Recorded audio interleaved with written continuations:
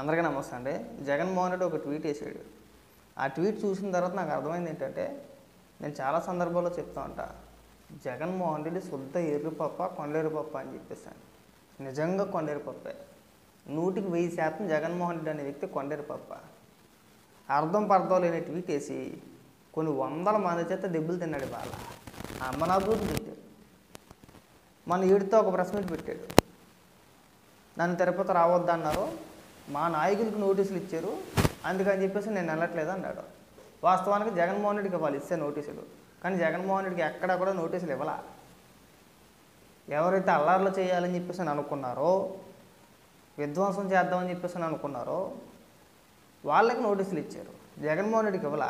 జగన్మోహన్ రెడ్డిని ఎవరు కూడా తిరుపతి రావద్దు, దర్శనం చేసుకోవద్దు అని అల్లా. దొరికిందే సొంతం అని చెప్పేసి అని దాన్ని బూచీగా చూపించి ఏడుతో ఒక ప్రెస్ మీట్ పెట్టి నన్ను తిరుపతి రావద్దు అన్నారు, నేను వెళ్ళను అని చెప్పేసి అని మానేశాడు. మానేసి వాళ్ళ ఏమని ట్వీట్ వేస్తాడంటే, చంద్రబాబు నాయుడు గారి తర్వాత ఒక ప్రెస్ మీట్ పెట్టి నేను ఎవరు రావద్దు అన్నాడయ్యా, నీకు నోటీసులు ఇవ్వలేదు కదా అని చెప్పేసి ఆయన మాట్లాడాడు. ఆయన మాట్లాడిన మాటలను కట్ చేసి వాళ్ళ నాయకులకి ఇచ్చిన నోటీస్ ఏదైతే ఉందో ఆ నోటీస్ కూడా జత చేసి ఒక వీడియో రూపంలో క్రియేట్ చేసి దాన్ని పోస్ట్ చేసి దీని అర్థం ఏంటి చంద్రబాబు నాయుడు, దీనికన్నా వేరే సాక్ష్యం కావాలా, సత్యమేవ జయతే అని చెప్పేసి అని ఈ పనుడు ఒక ట్వీట్ వేసాడు. అందరూ అమ్మనబుద్ధులు తిట్టడమే. ఏమైనా జగన్మోహన్ రెడ్డి, నీ పేరు మీద నిన్ను అడ్డుకుంటూ నీకు ఏ పోలీస్ అధికారి అయినా సరే నోటీస్ ఇచ్చారా తిరుపతి రావద్దని చెప్పేసి అని?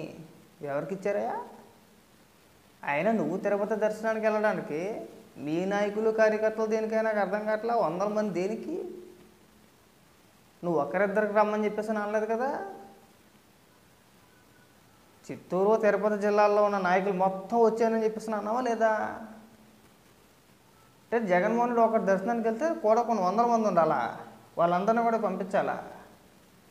అంటే ఏదో ఒక రకంగా అల్లాలు సృష్టిందామనే కదా.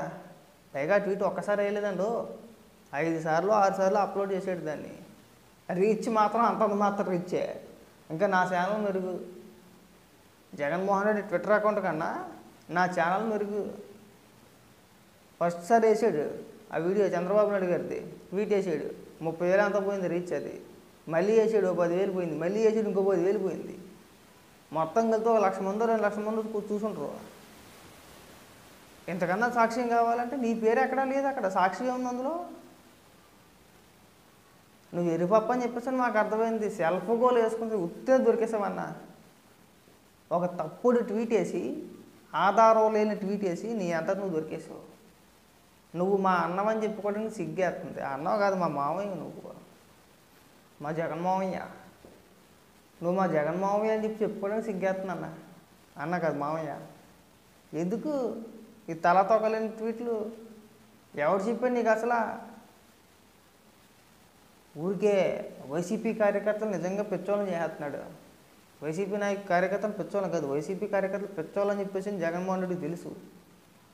ఈ పిచ్చినా కొడుకులు నమ్మేస్తారు మనం ఏదంటే అది అని చెప్పే ప్రయత్నం అన్నమాట. ఎక్కడైనా ఉందా? నీ పేరు ఉందా జగన్మోహన్ రెడ్డి, నువ్వు తిరుపతి రావడానికి లేదు అని ఎక్కడైనా ఉందా? నీ నాయకులకి ముందస్తు నోటీసులు ఇవ్వడం ఏంటి, నువ్వు ఎగదబ్బడం ఏంటి? ఎగదొబ్బేసింది కాకుండా నన్ను రావద్దన్నారని చెప్పేసి పచ్చి అబద్ధం మాట్లాడడం, పైగా ఇక్కడికి వచ్చి సత్యమేవ జయతే అని చెప్పేసి అంటావా? ఆ పదానికి అర్థం తెలుసు నీకు అసలు? ఆ పదానికి ఉన్న విలువ తీసేస్తున్నావు తెలుసా నువ్వు? నీలాంటి దుర్మార్గులు, నీలాంటి నికృష్టులు ఇలాంటి పెద్ద పెద్ద పదాలు వాడకూడదన్నా.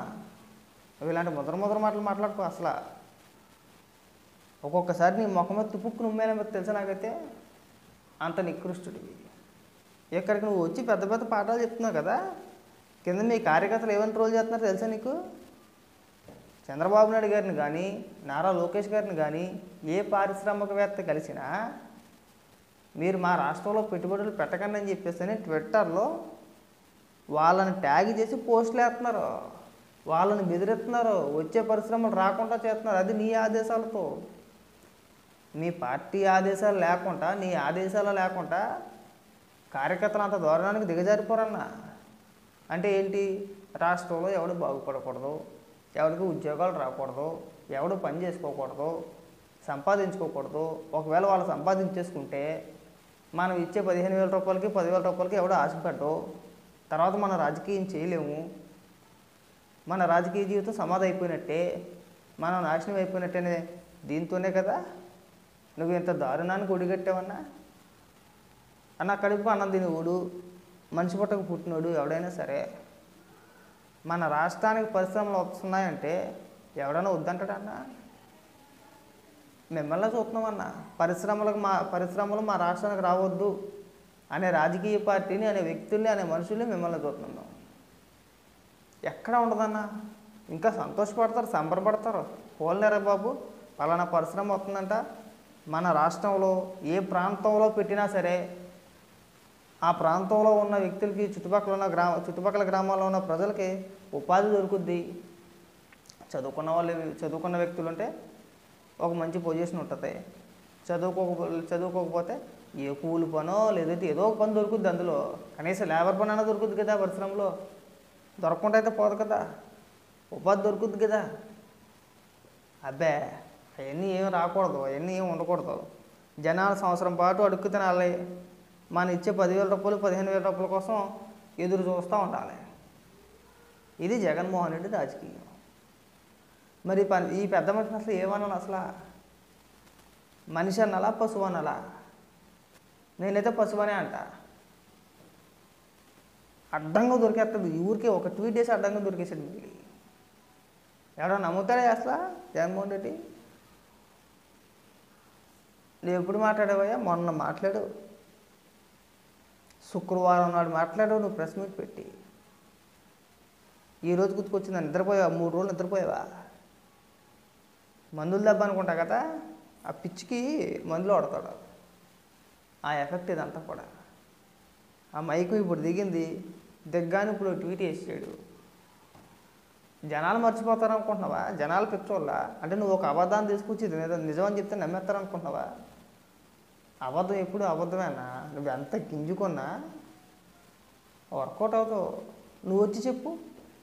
ఆ నోటీస్ మళ్ళీ నువ్వు ప్రెస్ మీట్ పెట్టి, నీకు దమ్ము ఉంటే నువ్వు మళ్ళీ ఒక ప్రెస్ మీట్ పెట్టి ఆ నోటీసుని తీసుకొచ్చి, ఆ నోటీసులో నీ పేరు ఉంది అని చూపించి నీ నోటంటే చదివితే మేము రాజకీయాలు మాట్లాడడం మానేస్తామన్నా నీ గురించి. సత్యం మాట్లాడి నీ గురించి ఎవరు కూడా. అది అమ్ముందా నీకు అసలు?